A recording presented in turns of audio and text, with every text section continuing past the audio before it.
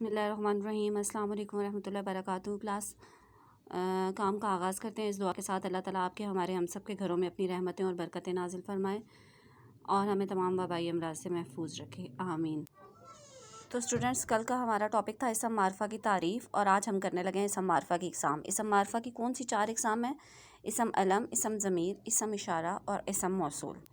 اسم علم کیا ہے؟ وہ اسم ہے جو کسی شخص کے نام کو ظاہر کرتا ہے، ٹھیک ہے، اور وہ نام صرف اسی شخص کے لیے استعمال ہوتا ہے۔ جیسے علامہ اقبال کے لیے استعمال ہوتا ہے شاعر مشرق، اسد اللہ خان غالب کے لیے استعمال ہوتا ہے غالب ابن قاسم، اور یہ تمام لفظ کون سے ہیں کہ خاص طور پہ کسی شخص کے لیے استعمال ہوتے ہیں، تو وہ تمام نام کیا کہلاتے ہیں؟ اسم علم کہلاتے ہیں، ٹھیک ہے۔ اسم ضمیر آ جاتا ہے اس کے بعد۔ اسم ضمیر میں کیا ہے؟ جو نام کی جگہ پر استعمال ہوتے ہیں، یعنی کہ ایسا اسم ہے جو کسی دوسرے اسم کی جگہ استعمال کیا جائے۔ مثلاً علی کھیلنے گیا، وہ روزانہ کھیلنے جاتا ہے، تو وہ کیا ہے؟ اسم ضمیر ہے۔ اسی طرح اس نے، انہوں، تو، تم، میں، یہ تمام سارے ورڈز کیا ہیں؟ اسم ضمیر کہلاتے ہیں، ٹھیک ہے۔ اس کے بعد باری آ جاتی ہے اسم اشارہ کی۔ وہ اسم جو کسی دوسرے اسم کی طرف اشارہ کرے وہ کیا کہلاتا ہے؟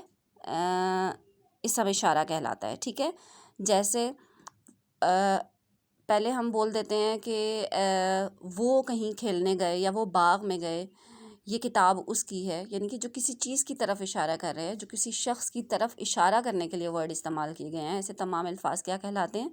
اسم اشارہ کہلاتے ہیں۔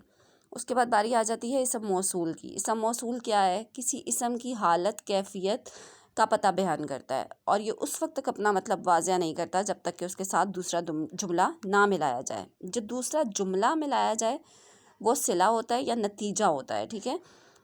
صلہ کیوں کہلاتا ہے؟ کیونکہ پہلی اٹیمپٹ میں ہم بتاتے ہیں، جیسے اگزامپل ہے نیچے آپ دیکھ لیجئے، مثلاً جیسا کرو گے ویسا بھرو گے۔